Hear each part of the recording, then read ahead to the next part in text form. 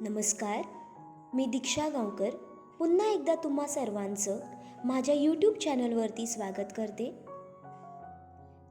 आज एक नवीन कविता मी तुम्हाला ऐकवणार आहे।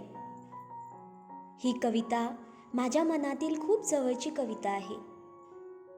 कवितेचे शीर्षक मी आणि माझा एकांत। तर कविता अशा प्रकारे आहे। मनाला लागलेला कवितेचा छंद, मनाला लागलेला कवितेचा छंद आणि तो बेधुंद करणारा आनंद।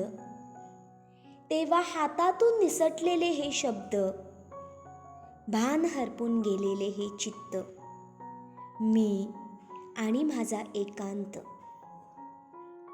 चहूकडे दरवळलेला रातराणीचा सुगंध, त्यावरील काजवे भासती मज स्वच्छंद।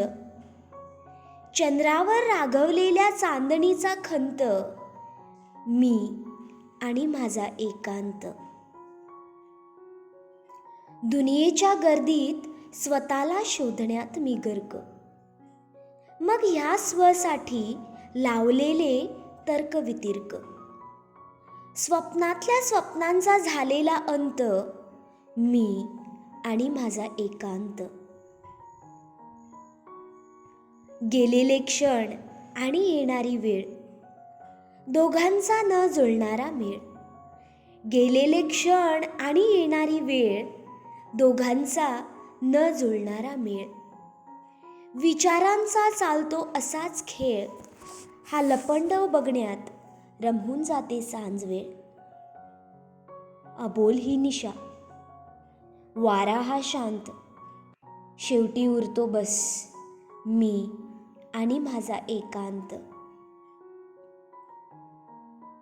तुम्ही वेळ काढून माझी कविता ऐकली म्हणून मी मनापासून आभारी आहे।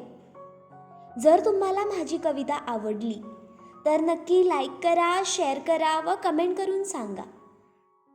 धन्यवाद।